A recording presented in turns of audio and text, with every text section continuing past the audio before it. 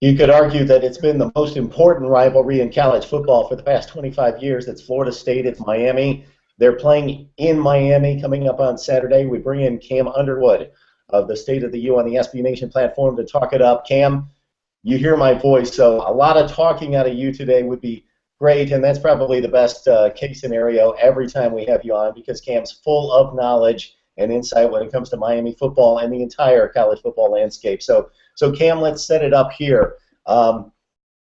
Florida State's won every game since going back to 2009. It's not been an eternity, but still they've dominated the series in recent years, doubling up the score.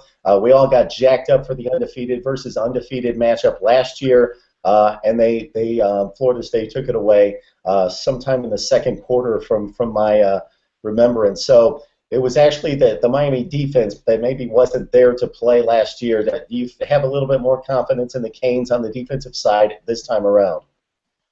I definitely have more confidence in the defense. We're playing a lot better throughout the last month. Those 3 games, including a bye week, really have stepped up our production. And the problem that this team had was early in the year against Georgia Tech and Nebraska, teams that ran read option or triple option offenses, and our system is set up to prevent the big plays. And if you look at the analytics and advanced stats, we're giving up, I think, the 3rd fewest explosive plays over 20 yards for the year. But against teams that are content to be old school and go 4 yards in a cloud of dust, 2 high safeties at 12 yards off the ball, you're going to give them 4 yards, 5 yards to carry, and they're going to, just pound it all day long, and then, eat up the time of possession, all kinds of things like that. And that was what happened against those 2 teams. So we went 3-3 through the first 6 games, had a bye week, and then played very, very good defense and offense the last few weeks. So, I mean, that includes wins against.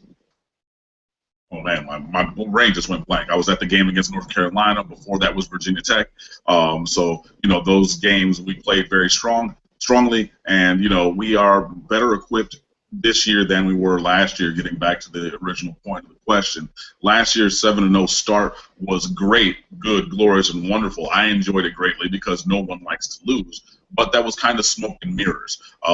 We had to pull out a game against a pretty bad Carolina team last year that had a blocked punt or blocked field goal for a touchdown that we returned, and we lost Duke Johnson to a concussion in that game, and we had to lean on Dallas Crawford for a late rushing touchdown. And if we were the number 7 team, if we were really an undefeated level ability team last year, that game should not have been close. The Wake Forest game that we barely escaped last year, it should not have been close. And those things kind of led us to believe, maybe we can pull it out. But once we met a team of Florida State's caliber, they were just a little bit better. And it was 14-7 at half. It was very close in the 3rd quarter.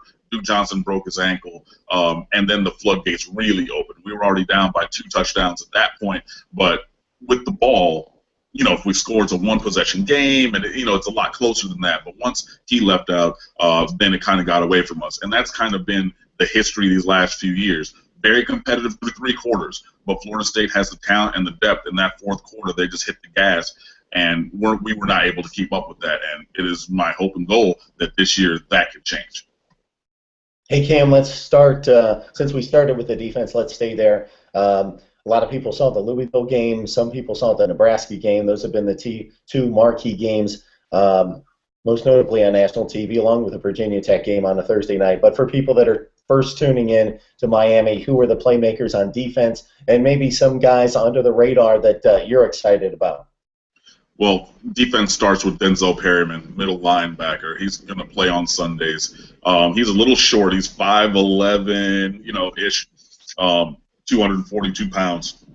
And he flies to the ball. He's always around running plays. He is the one, if you've seen the highlights of people getting suplexed and body flipped and body slammed during games, those are all Denzel Perryman hits. Very strong player, our best player on defense, hands down, bar none. So with Florida State trying to run the ball, you're going to look for 52 in the middle. He's going to be sliding around, following the run and tracking that down. I'm also excited about Anthony Chickillo is playing a lot better on the defensive line, and all of our linemen, they're not superstar level. They're not Vince Wilfork, Cortez Kennedy, Warren Sapp. They're not that. But they've improved from years past. So Ufamba Kamalu is in there, Tyreek McCord is in there, freshman Chad Thomas is in there, Calvin Hurtley is starting to step up, a JUCO transfer, Cortel Jenkins, another freshman like Chad Thomas. So there's now becoming depth there, and hopefully one or two of those guys up front will be able to have a big game going up against Florida State. In the secondary, Artie Burns is our most physically talented cornerback.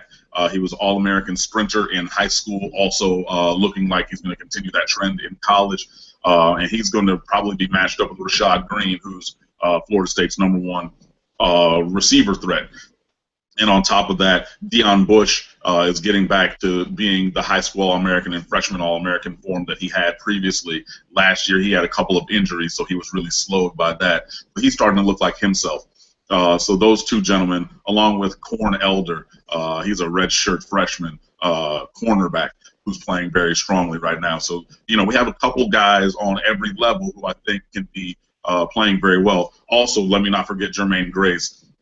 He's kind of a hybrid outside linebacker, safety-ish almost, because he's only 212 pounds, but great instincts, and he's playing very, very strongly recently. So we have a couple of bright spots that, we need to step up and play their best game this season coming up tomorrow.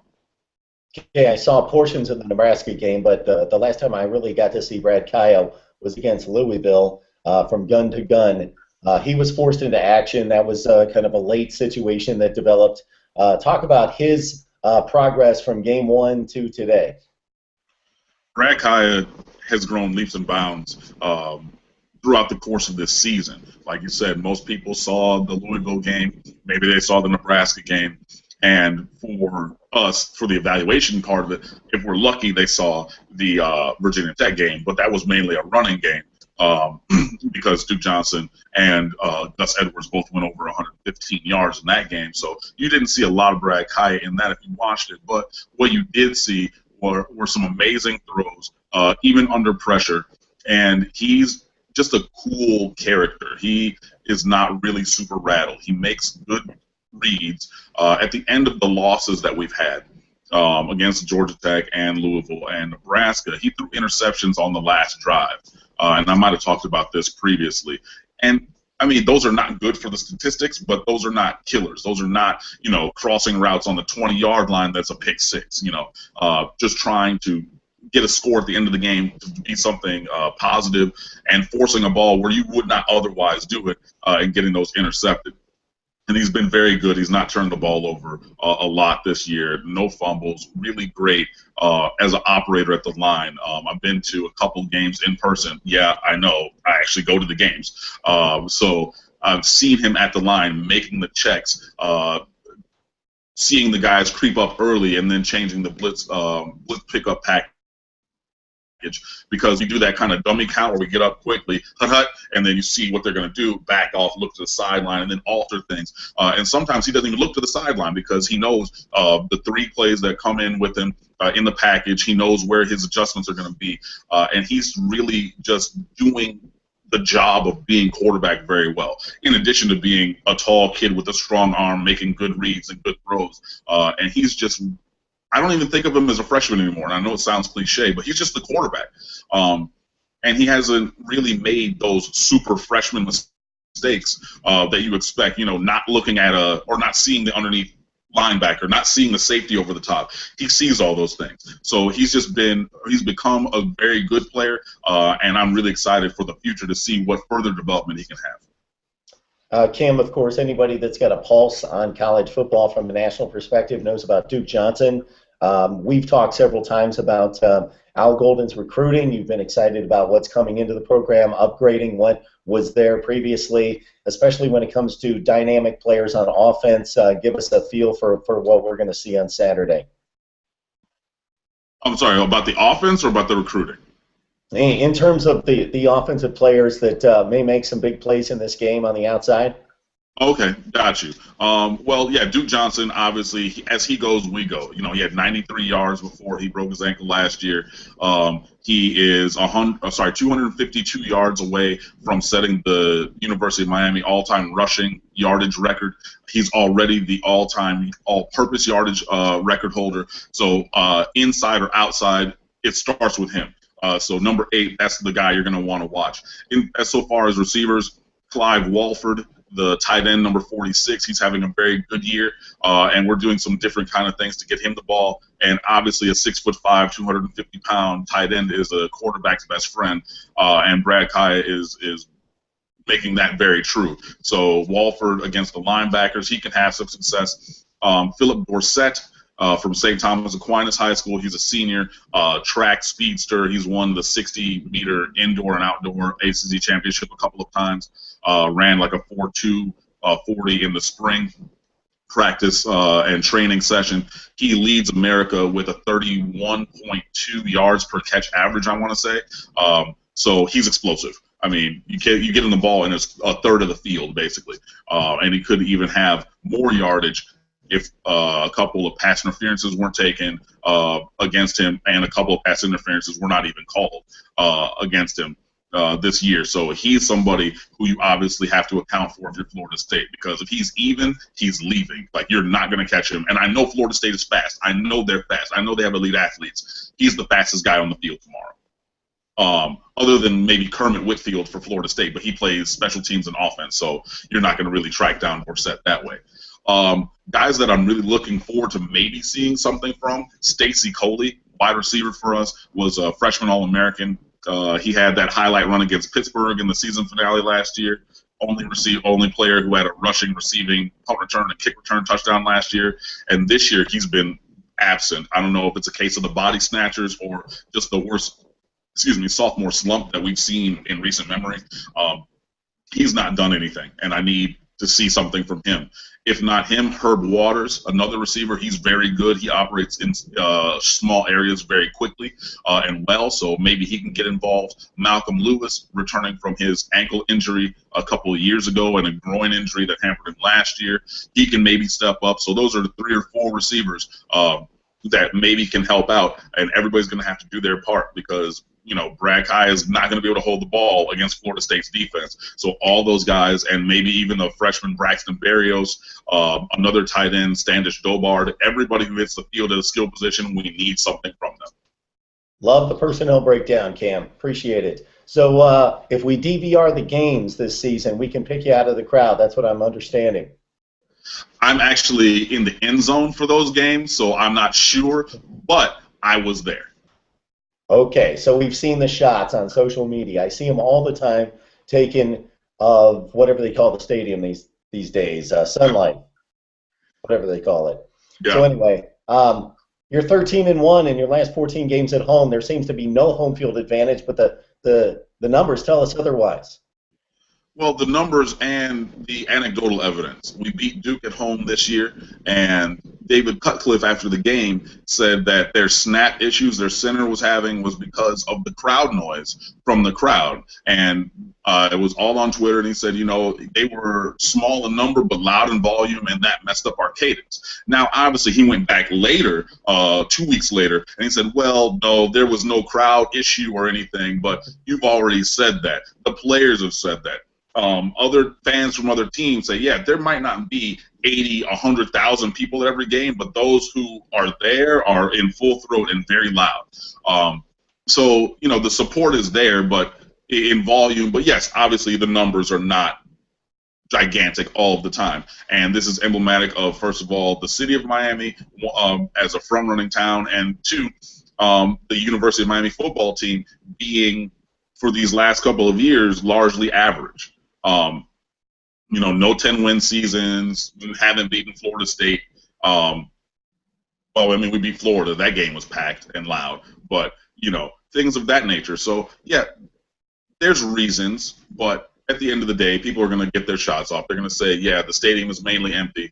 And, hey, it's the truth. But you know what? I'm an alum. I love my school. There's all kinds of other people who are Canes fans. And whether they choose to come out to the game or not, I get where people will say that, but we all support our team, and we're all going to be there tomorrow. So, say what you will. All right, Cam. So before I let you go, I got to get a rivalry statement here. So for me, you've got the old rivalries, you got the new rivalries, you've got Ohio State, Michigan, Notre Dame, USC, Army, Navy, on and on. Then you've got this one topping the charts of the new rivalries, relatively new, if you're coming out of college right now, you don't consider it new.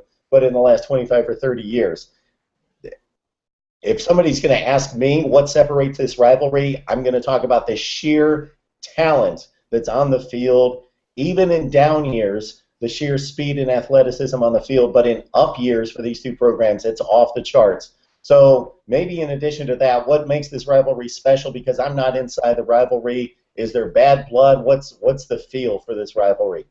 I think the bad blood is really Miami and Florida because of a lot of things that happened in the past, and I don't respect them. I don't at all. I hate them with every fiber of my being. And while I have the platform, they're punks and they're scared because they took us off of the schedule. So, hey, if you don't want to be punks or scared anymore, I'm sure you can call the athletic department, or you can just go with last year's game being the last time that we ever play and we beat you. That's fine.